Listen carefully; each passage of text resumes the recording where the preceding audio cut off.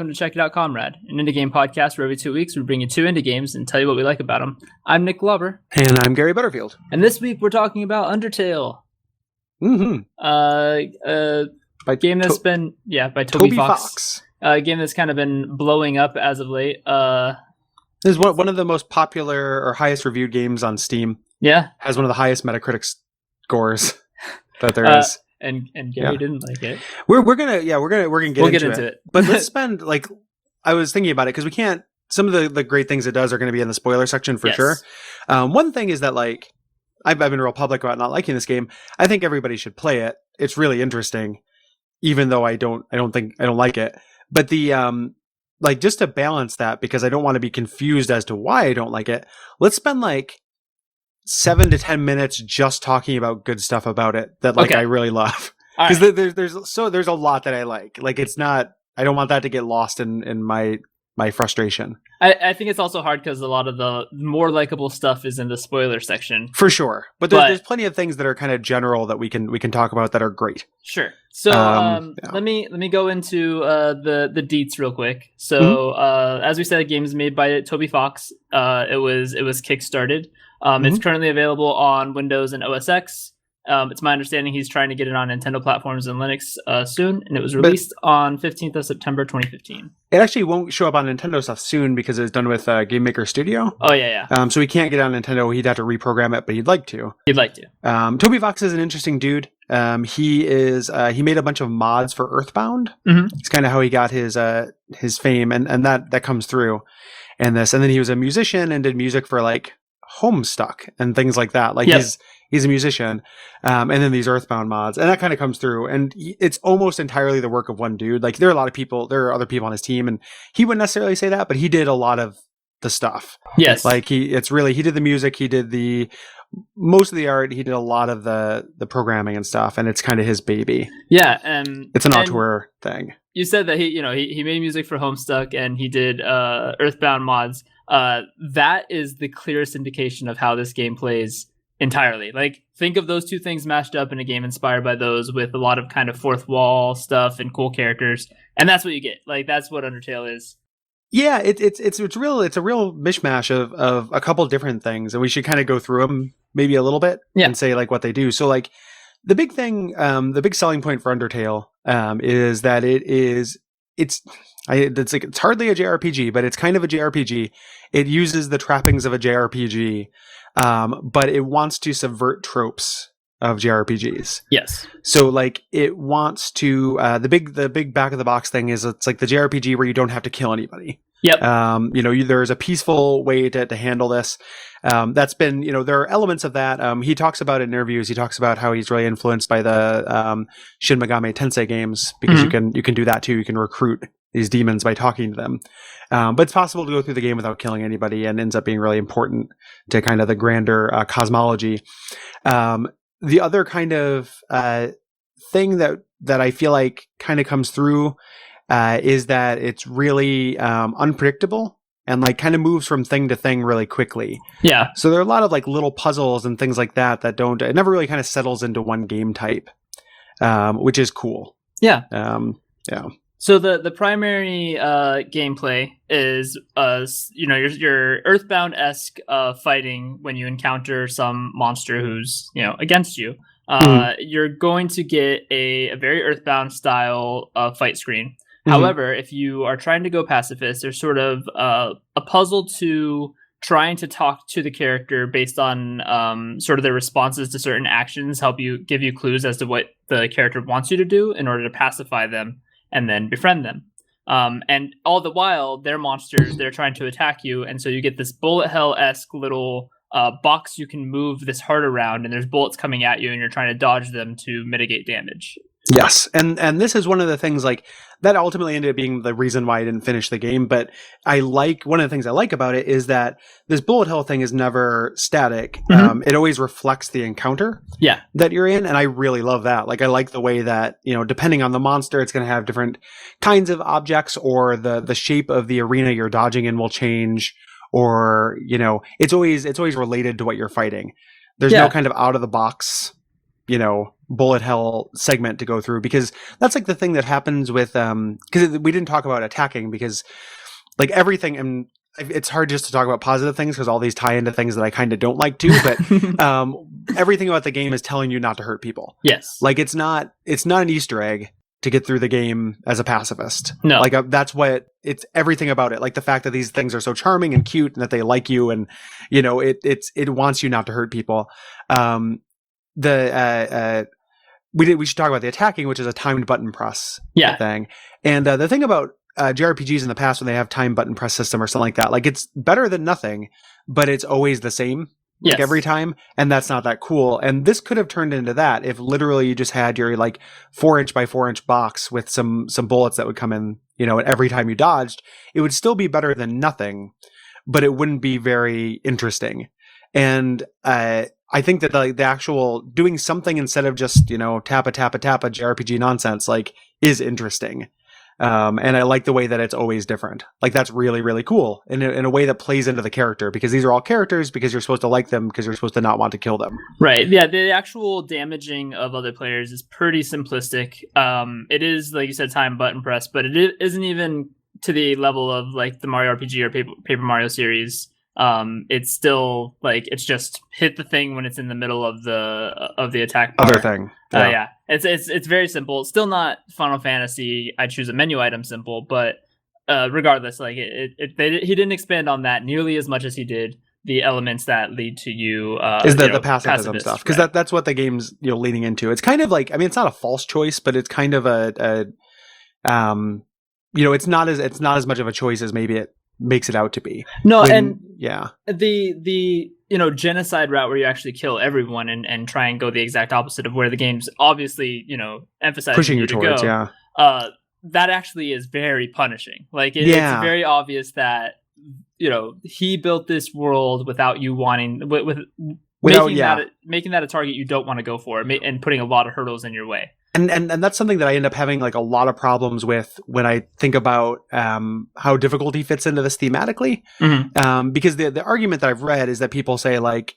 it's harder to not kill people in this game. We didn't talk about this part, but when you kill people, you get experience, mm-hmm. and that makes you tougher. And like it does in all video games. If you don't, you just get money. So you get through the whole game at level 1 if you go through the pacifist route. So it's theoretically a little bit easier to kill people. And so I've heard it argued like, oh, it's harder to do the right thing. You know, that's the reason why it's harder not to kill people. But it ends up being hardest to kill everyone. Like, it ends up like, I don't understand what that message is supposed to be. If the idea is that it's hard to do the right thing, well, it's like, okay, it's hard to do the right thing, but it's hardest to kill everyone. Like, is just the idea that the easiest thing is to kill some people and not kill other people? Like, that's a weird message. Yeah. If that's the idea. So I think it's muddled. Like, I don't think that's the idea behind it. That's definitely muddled. Yeah. I don't know why or what kind of thematic or literal significance there is to the difficulty differences in the two things. Like, if with the genocide route being a thing. Like that kind of, when I found out that was as punishing as it was, I was like, oh, like it should be a breeze. You know, if that was the idea, if it was just kind of like, oh, these things that want to kill you, it's harder to do the hard thing and the responsible thing, then the genocide route should be like just a dumb power fantasy. Yeah. You know, and they should make you feel bad, but it shouldn't be mechanically hard. And like that's the thing. I'm already segueing into things I don't like. It's okay. The sparing people thing presents itself as and I read a review that said this. So this is and it's just one of those things where you read somebody else's words and they articulate what you're feeling. Yeah.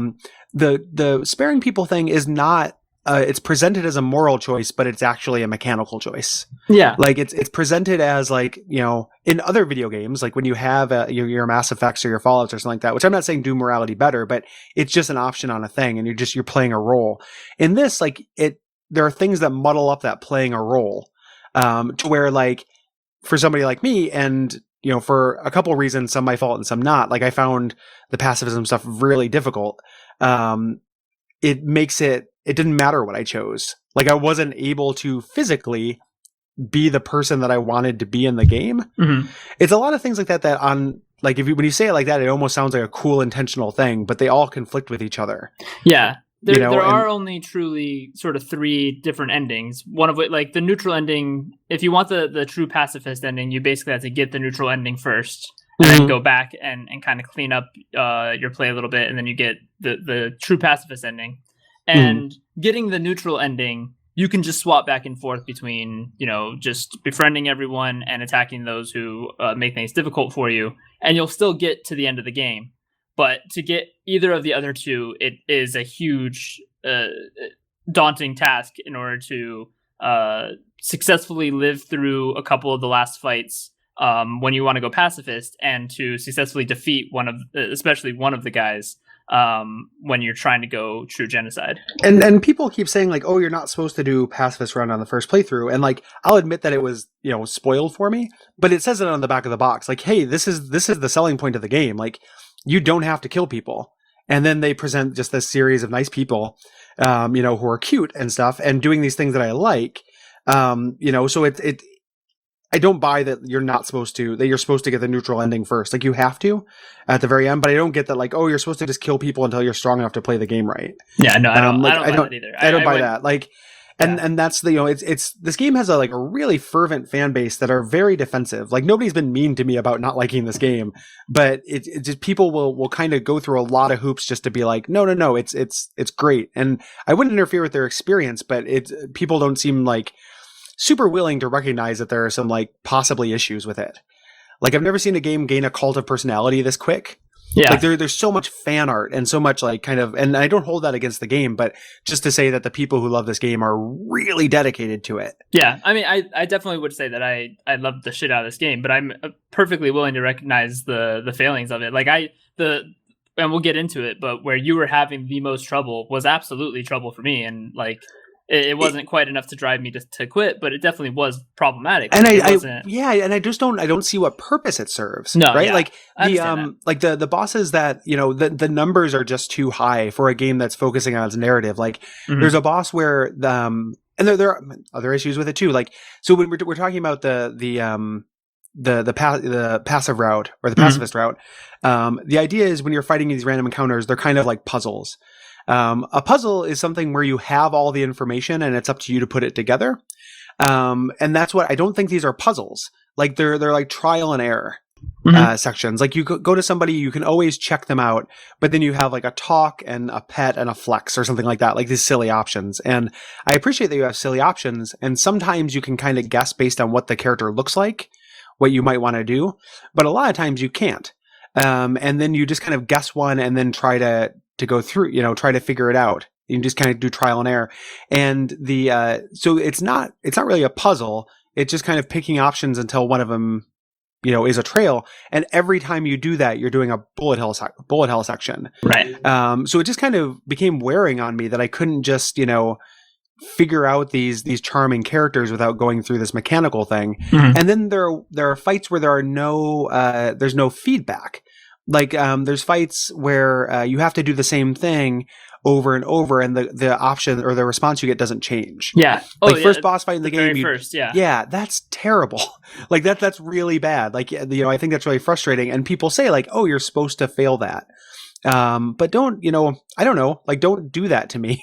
Yeah. Like don't, and then the boss fight, the spider lady boss fight, the Muffet boss fight, you just have to, nothing you do matters. You just have to decide to last for 17 turns. Yep. So you have to go through 17 of these bullet hell sections, which is a lot. That's a big number, Yeah.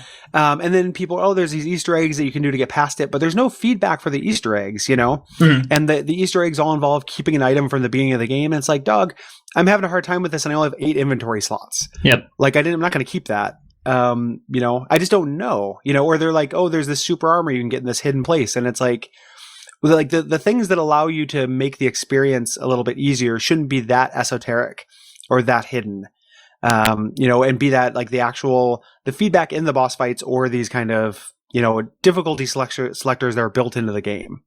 Right. That just ended up being a huge bummer for me. But I did say I was going to talk about nice things for the first part of it. Let's talk about how good the soundtrack is for a second. Because it's great. Really phenomenal. Like it's really, really good. Like I don't think I like the games that Toby Fox makes, but I like the songs he makes. Like I think he's a great musician. Like super, super good. Yeah. The music's really good. The art for what it is an interesting art style that is like, pretty much all his own kind of it's kind of like I guess it's hones into a little bit more of the original Mother. Yeah. It's kind of an NES, but with these big graphics that are low color, low palette.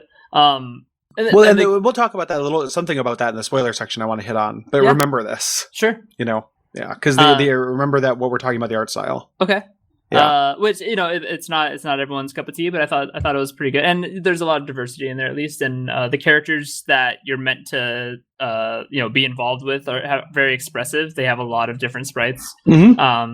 And the characters themselves, like the dialogue, the writing in this, even if it all doesn't entirely fit what he's going for, like there's a lot of pretty good funny bits, and the characters have a fair bit of depth to them. Like it's enjoyable to be in dialogue and kind of go through all the different options that these characters have, especially like the dating sections are pretty comical. Yeah, and, all the NPCs are pretty great. Yeah, like I like them all, and that was like the thing where people are like, I can't believe you didn't like this game. You like, there's a whole long section about dating a skeleton. I'm like, no, I thought that was pretty great. Like I thought it was charming and great. It was funny.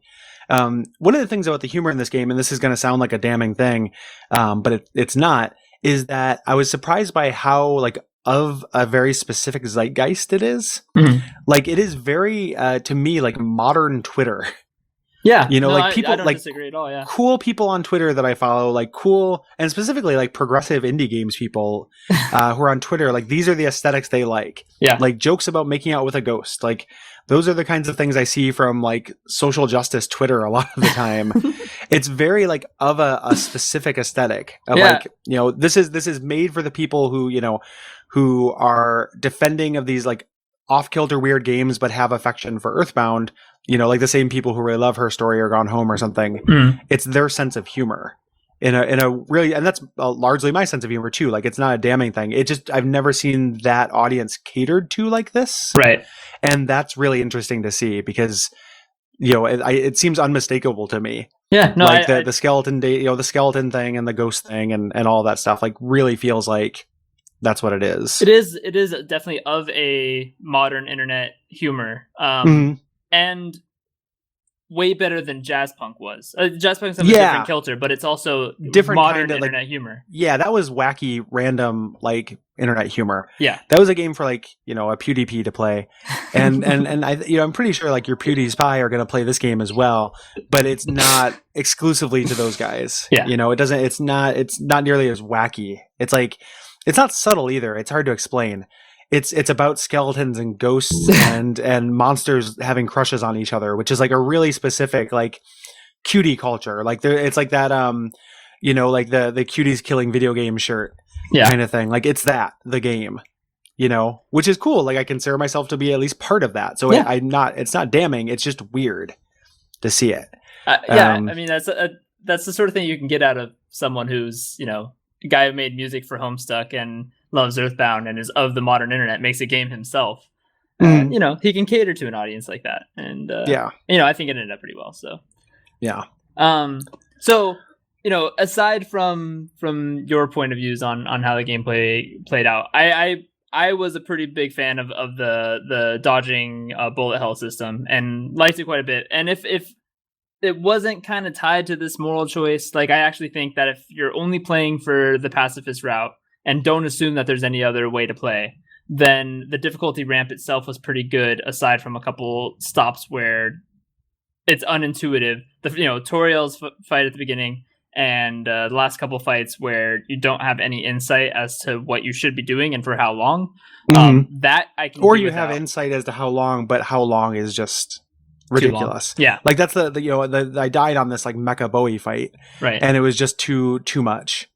But yeah, I think that if there was more insight into that, and you weren't like at a loss, I don't even mind it being 17 rounds for the Moffat fight, but I want to know that it's 17 rounds for the Moffat fight. Yeah, and there's like a countdown timer, like she's gonna give up at some point. I'd like it to be built in well, but if I'm just there surviving for infinite amount of time, not knowing if I should be doing this or not, I had that problem with the very last fight, which you didn't get to, but those are confusing for me.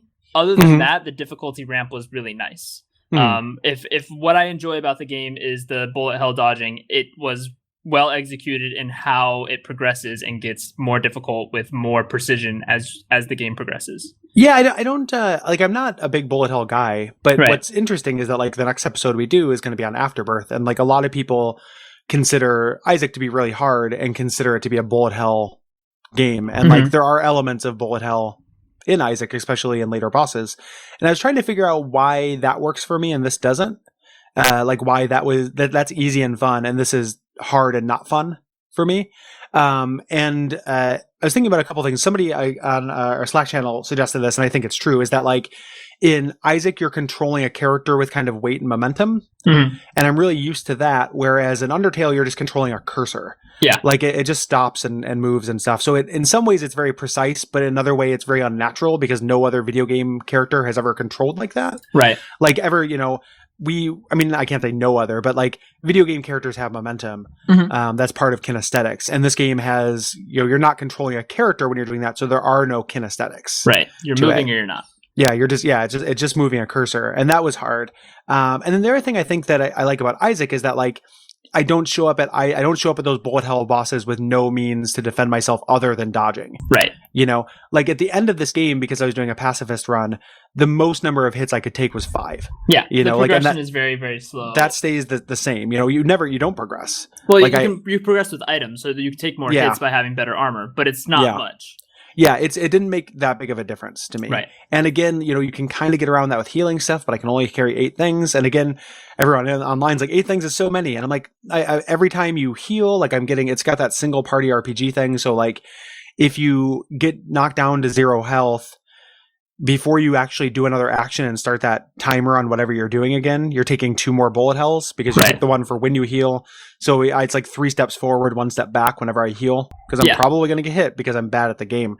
And I recognize like part of it is just being bad, but I'm not stupid and I'm not bad at games in general. Yeah. And I'm not, and I didn't give up early. Like I've spent 6 hours on this. Like I spent a lot of time like trying to get better at the battle system. One thing I want to mention, and this is the only like unequivocal like damning thing about it, is that it's really shitty for colorblind people. Shit! That pale blue that like is the so we didn't mention this, but they started introducing different colored obstacles, and some of them you have to stay still through, and some of them you have to move through. The one that you have to stay still through is a very pale blue that's very close to the white that you have. That's very hard to see. I was furious at a point because I'm like, oh, you just can't dodge this. And I was like, oh, since you can't dodge it, it's probably I'm supposed to die here. And then I died and got a game over and had to do another puzzle because they don't always put checkpoints right before bosses, which I hate anyway. But like I had to go through this. It was in the second area when I was heading to fight the first skeleton guy. And I did this puzzle over and over and over, this like ice sliding puzzle. Oh yeah. Thing. And it didn't, I was like, I can't dodge this. And then I looked online and they're like, oh, you need to know how to stay still for these things. I'm like, stay still for them. And then looked it up. And so it's really aggressive to people who are colorblind. That sucks, dude. Which is probably a lot of my difficulty, to be honest, but I can't do anything about that. And it's 2015. Like you have colorblind mode. You don't just use color as a mechanic on its own in games anymore. Like you shouldn't do that, because it just means like 1/10 of your dude population or whatever the figure is. It's not quite that, but like a lot of your man population isn't going to be able to play your game. Definitely. Right. So like, I don't know. It just ended up being really hard. Completely understandable. Yeah, that's aggravating. I hadn't even thought of that. Like, didn't even think that pale blue like was something to consider in that. Like the same way that we were doing that Void Night, and I invited you over. You ended up not being able to make it, but then we realized it was a game entirely about color. Yeah, you wouldn't have been able to play it for anything. It's just the end of Chrono Cross for every boss fight. Yeah, which is I don't know how I got through that with patience as a kid, but now I no longer have that patience. That's real unfortunate. Yeah, I mean, and I don't think it's just that, like, because I would try to just dodge the things anyway. You made plenty of points about and I made a lot of progress. Like, if it was literally just impossible for me to play because of color blindness, I wouldn't have gotten as far into the game as I did. Yeah. But it's just frustrating to me because there's like so much about it that I wanted to like. Mm-hmm. Like, I like having these likable characters. I like this idea. Music and aesthetics are fantastic. And the stuff we're going to talk about in the spoiler section, which I went and spoiled for myself online, is neat. Yes. Like, it does cool shit. like a lot of cool shit that I think is super subversive. I just don't find it fun to play at all. Like it's just, it's like it would have been a cool, it's a cool let's play for me. And again, it's cheap. I think everybody should play it. I wish this dude well. Like it's really cool. They made this himself. It's really impressive. Yeah, absolutely. But yeah, I just didn't have very much fun playing it. Like, I don't know. I like it more than I like Lisa, because that's the other weird Earthbound inspired RPG we've done. And like Lisa, I thought, but weirdly, I thought the difficulty in Lisa made more sense. Right. Like it's supposed to be a post-apocalyptic world where like everyone's killing each other for ketchup packets and shit. That should be hard. This, I was like, why? If the idea is this narrative, like this writing that you're proud of and you should be proud of because it's really good, then what is this doing here? Yeah. Like what place does this have? But then everyone on the internet just says they don't find it difficult at all, and I'm an idiot. So I don't know. But like I don't like think there's no accounting for fingers, right? Like I just can't do it. And I don't know how to explain that other than just my bad eyes. Well, and it's absolutely, you're not wrong in that a lot of it's unintuitive, especially the fights you were in. Like that's not at all like something that it can't be criticized for. Yeah, the feedback thing is a thing. Like, anybody not saying otherwise, anybody who's disagreeing with that is like they're completely missing the point, because they played the game. They know there's, especially fucking that fight, the Toriel fight, and the last fight. Like it's unintuitive.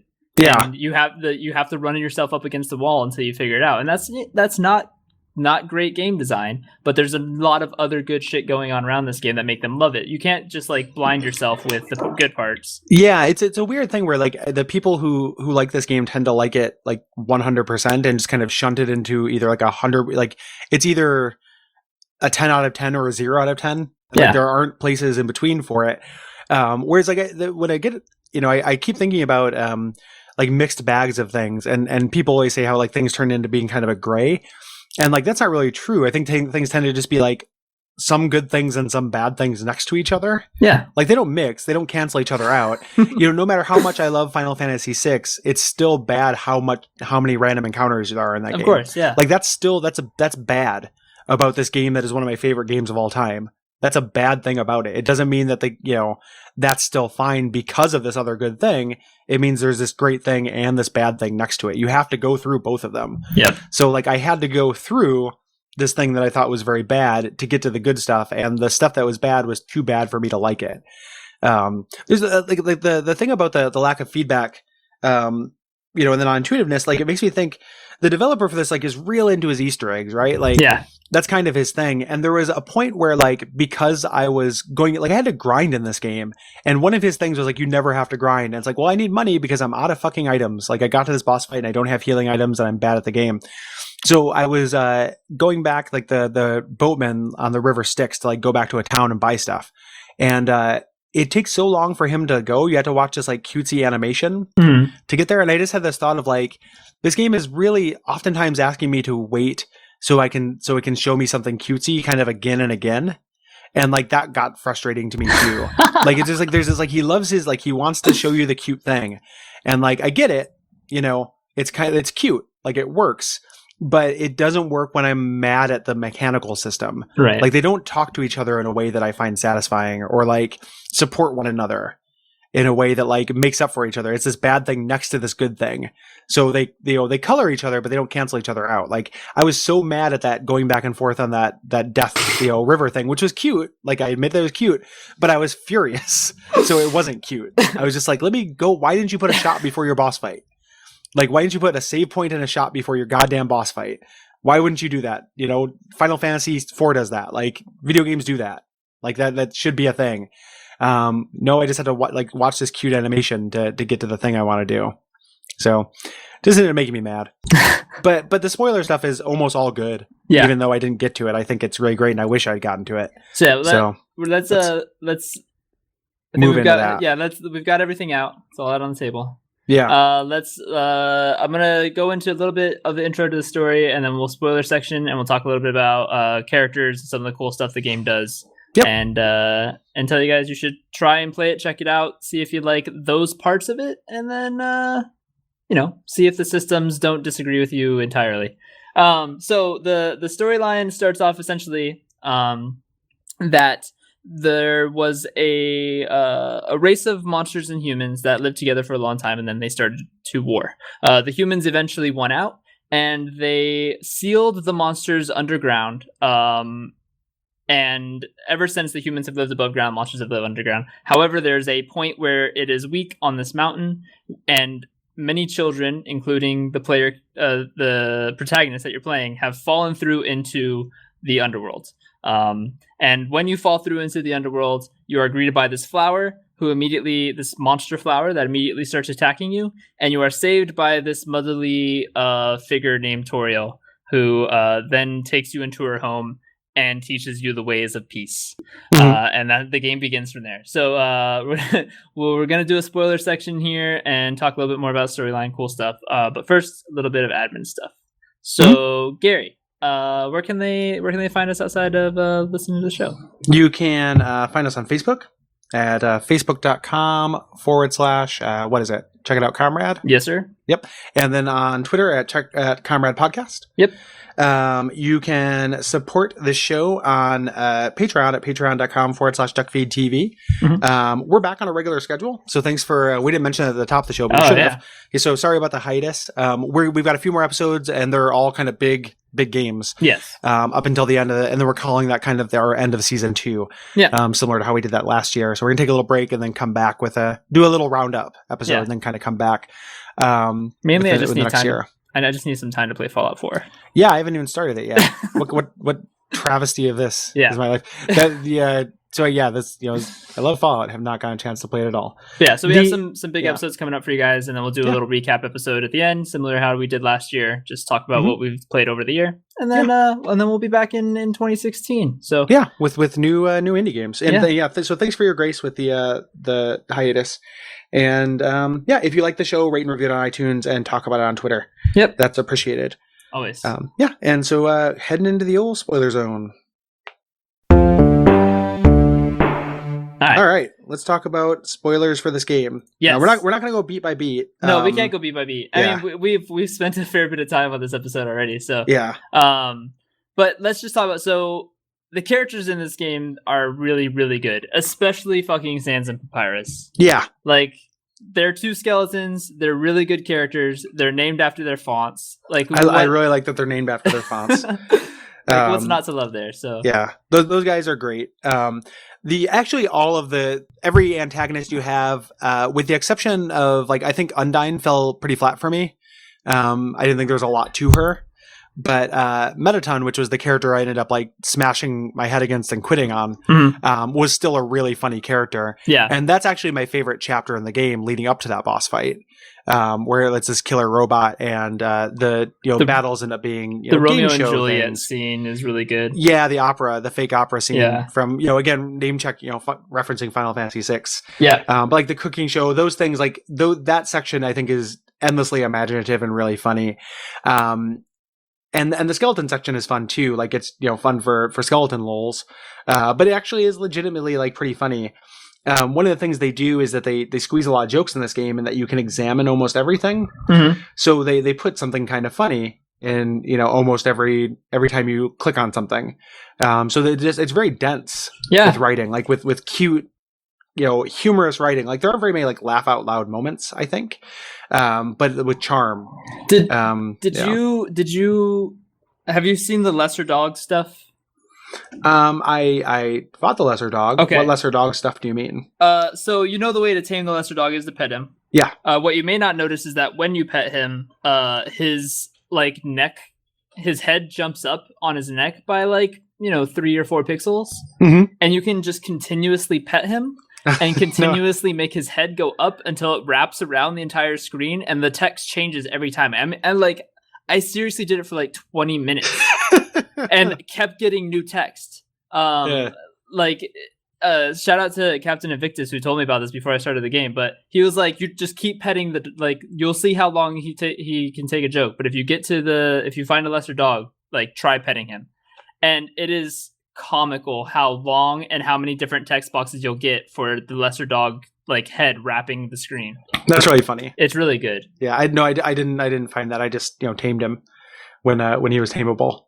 There's a lot of like cute dogs going on in this too, just going back to that like Twitter zeitgeist sense of humor. The whole like ice level is just full of dogs, and they all like to be pet. Like all of them are tamed by petting of some sort or another. Is it just me that like found that middle chapter like kind of flat? Like the Undyne chapter, like it's really unmemorable to me. Undyne gets a little bit better after the neutral ending when you're trying to go back and do pacifist. Yeah, like I know you can go to her house and do there's stuff. A little date section with her, and she does get a little bit better. But yeah, I think that is a weak point in comparison. It's not nearly as good as the beginning's really solid, and getting to the lab and up into the core are really good. But yeah, the middle section does come a little bit flat. We didn't really talk about it in the main episode, and probably should have, like the kind of just traditional puzzles that are in the game. I liked those a lot too. Like I was into that more than I was into, the battle systems as a progress detriment, a progress regressor, like progress impediment. I especially liked how well it played into Papyrus's character at the start. Like that this is just how they trap humans is by putting puzzles in their way, and that he's so bad at it. That did play out really well. I don't think any of the puzzles were particularly like mind-boggling. They're all simple kind of video game trope puzzles, I think, for the most part. The sliding ice puzzle for one is like, I mean, that's been in goddamn like 3 Final Fantasy games, but still, yeah, like as it was built into the characters and the storyline, I really, really liked the puzzles. Yeah, me too. And the ones like the Sokoban stuff during the fire section were really fun. Oh yeah, where you have to like shoot figure out the moving block puzzles with the block section. I like those a lot. Like I had a lot of fun with that. Because a JRPG like has random encounters to kind of handle pacing in a weird way. Like you can't just go from these story beat to story beat. Like you have to just have something in between, right? To slow you down. And I like that so much as like a slowing down mechanism. We should talk about so like you get through the game, you get to the end, you find this king, you find out more about this war, a kid who had previously like what is it, like a kid had fell to the monster kingdom and a monster brought him back up and was murdered. I'll go into this a bit. So you kind of get the storyline through a couple different like all of the endings essentially, but what you are told throughout the whole game is that the king Asgore. Yeah, thank you. Asgore the king wants you dead, and he has this guard to hunt humans because if he gets 7 human souls, he can break the seal and return back to the surface. And he has 6, so you're the last one. What you learn through the pacifist ending is that they had Asgore and Toriel were the king and queen, and they had a son, and their son was they basically adopted the first human that fell through, and their son grew up with this human. They were very close friends, and those two decided to they could actually return to the surface because the human had died by poisoning themselves with too many flowers, and the plan, they essentially devised this plan where the son Asriel would absorb the human soul, return to the surface, get more human souls to come back to the underworld and release everybody. That was kind of their plan. And it didn't work because he went up there with the corpse of his friend who wanted to see the flowers before they died. The humans thought that Asriel had killed this human and therefore started beating the shit out of him. And he came back to the underworld with his friend's corpse and just died as soon as he got back down there. And that's essentially the storyline. Turns out that in the other ending, the bad ending, the character that you name at the start isn't actually the name of the protagonist. The character you're naming is that first human who ever fell through. And when you go the genocide route, it seems like the plan actually wasn't what you thought. The plan was essentially that they wanted to go like kill a bunch of humans in order to break the seal, and not kind of just go to where the humans were, get some more human souls and break the seal peacefully. This other human wanted to kill a bunch of humans and starts kind of invading your new human's mind and that's why you're such a genocidal asshole. Mm-hmm. And so there's a whole bunch of shit between there. In the pacifist route, you end up actually fighting Azrael, who turns out has been reincarnated as Flowey, the flower that attacks you at the beginning. And you get this ridiculous couple fights with him in both the neutral and the pacifist ending. The Photoshop Azrael, Photoshop Flowey. Is weird as shit. Those are the two things that I think are the strongest kind of weird subversive parts of the game, especially with how it breaks the fourth wall with game saves. Well, that I was just going to bring that up. Yeah. So like one is the fact that it actually is playing with this graphical style that's been using the entire game, so it lures you into the sense of comfort, and then does something that is aggressively ugly. Like it looks like a Tim and Eric collage. Yeah, it's like body horror when compared to the rest. Like body horror like via Photoshop. Like it's cheap looking. Like it's a cheap looking monster that moves in a way that you don't see video game creatures move because it looks like an Adult Swim animation. Yeah, or some Flash thing, like mutation from the early 2000s. Yeah, so like that's really strong. Like when I saw that, I was just like, that's amazing.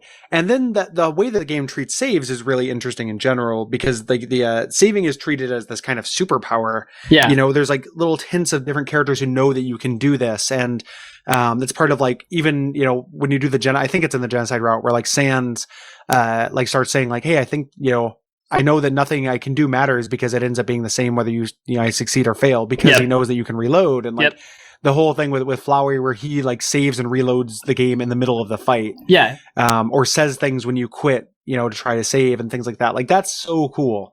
Like I really, really like that. And I wish that more of it had been in the earlier part of the game. Yeah. Because that's really cool. Like I like that kind of fuckery. Like that's really strong. And it's unfortunate that that kind of sells the game really hard for like how creative it is, and it's all right at the end. It's really end loaded. Yeah, like the game is very like end loaded, and like it's charm and like cutesiness front loaded, and mind fuckery fourth wall stuff back loaded. Yep. And then just with like I watched the last fights, and I was just like, there's no way I could do that. Yeah, like there's just not a way. Like I was I was talking about it on something awful. I'm in mid argument right now as we record where like I was talking about Reagan Kelly, who's the guy from the Short Game podcast. I was like, yeah, I died on that fight 23 times.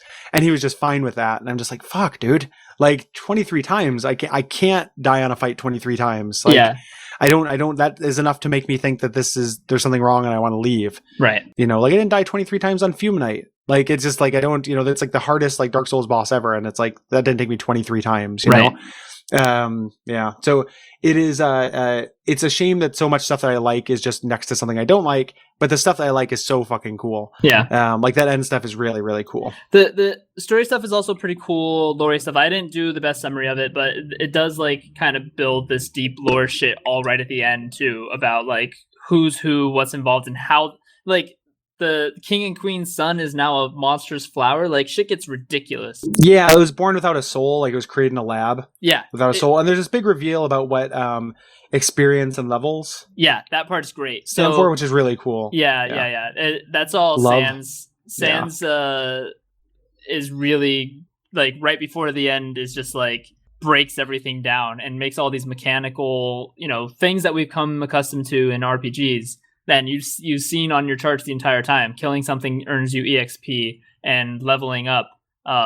Those are all terms that are completely switched around to be horrendous. Yeah, it's execution things. Points and level of violence. Yeah, is love is how is the stuff that you get. Yep, which is pretty great. Like that that's a cool inversion. Like there's part of me that was eye rolly early on, where it's just like, oh, okay, humans are the monsters. Yeah, like that's. Okay.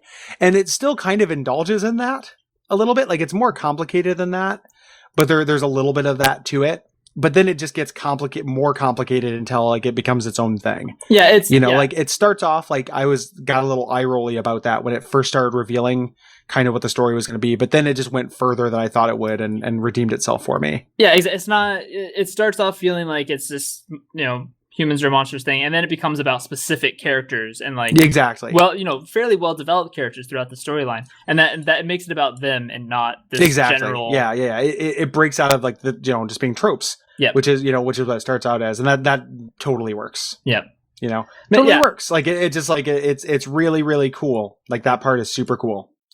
I really loved it. So the it is. I'm really happy I watched like a Let's Play of it. Yeah, you know? Yeah. It's and I never would have done the 5-hour Sans fight. No, not in a million years. Like I'm cool that I know what happens in it. The music is phenomenal. Oh my god, that song is so good. But oh my god, boy, like is that not like a fun game thing to do? No, I agree.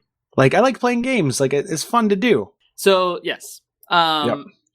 Long story short, we've talked about it for a long time here. This game is really cool with its storyline and characters. It has a lot of faults with gameplay and how those mesh. Mm-hmm. I don't disagree with that anyway. I had my own problems with it as far as the actual gameplay goes, but there's so much like meat to how it handles these characters and this fourth wall breaking shit at the end that it makes it feel real good and kind of helped erase some of how bad that was. When I like it.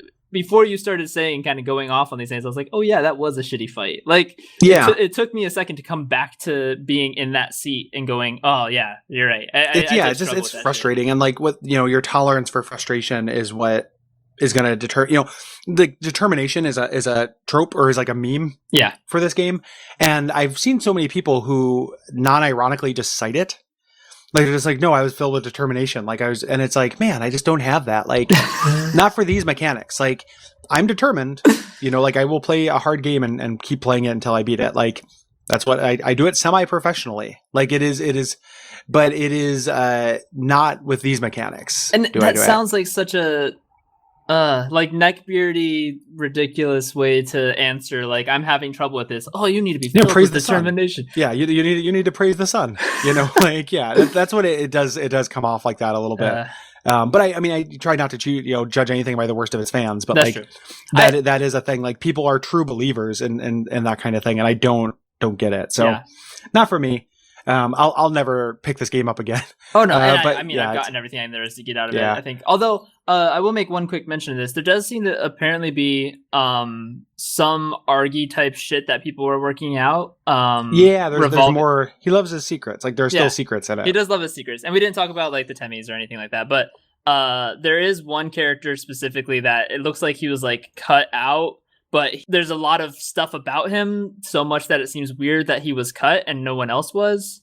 And it's like he, I guess, from what we can tell, you can make him appear once in the game. And also, it seems like his storyline, by digging through text and stuff, was that he was the royal scientist before Alphys, and he fell into the core and became part of this like consciousness of the world. And it's fucking weird. And he just appears sometimes. Like that's what was gonna happen, I guess, before it got cut. So maybe Toby's gonna further develop that at some point, or maybe it was like a cool idea that he couldn't quite flesh out.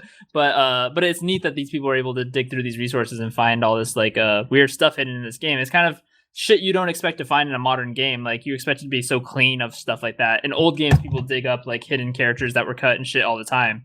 Yeah. Which, I love cut content and stuff. And I wouldn't put it past it to be this intentional thing that's still unlockable in some way. W.D. Gaster, who talked in Wingdings. Oh, that's great. Yeah, that's cool. Like, I dig it. It just, No. Anywho, right. Let's cut it there. Long episode of the show. Let's cut it out. Thanks everybody for listening. You can send your hate mail directly to me. You can bypass the contact thing. I don't want to hear any shit about this. Like I've already heard enough about it and talked about it on Twitter, but like, don't fucking bug Gary about shit. Thank you, Nick. Yeah, I'm a nice guy. I just didn't like the same video game you guys like. Yeah. But I'm interested to hear takes on those specific points, but you should know that I have already talked about and argued to death the idea that one, it's not actually hard, and I somehow tricked myself into thinking so, or I'm lying. Two, that it's hard because it's supposed to make the choice meaningful, because I don't buy that because of the genocide ending. And so those two things I don't want to hear any arguments about anymore, because I've already talked about them a whole bunch. Yeah, your good game is not perfect, guys. Stop fanboying. Yeah, it's good. It's a good game. Everybody, if you want to play it, check it out. It's good. It's unique. Like it's interesting, right? Yeah. Like it's worth. I'm glad this is being made. It should be checked out. It should be made. Like I'm glad it exists. It's not just good and with some flaws. It's actually like unique and maybe important. It's just I didn't have any fun playing it for reasons I feel like are pretty valid. All right, well, I'm going to go back to the internet now and argue about Undertale on the Something Awful boards. All right. And then finish it off with some Twitter arguing about Undertale. Excellent. Maybe a quick nap, wake up with some arguing about Undertale on another forum. Well, so I'll go play our next game, Afterbirth, and yes, you can have fun with your thing. That sounds more fun to me, but yeah. Anyway, good night, everybody. See you, man. All right.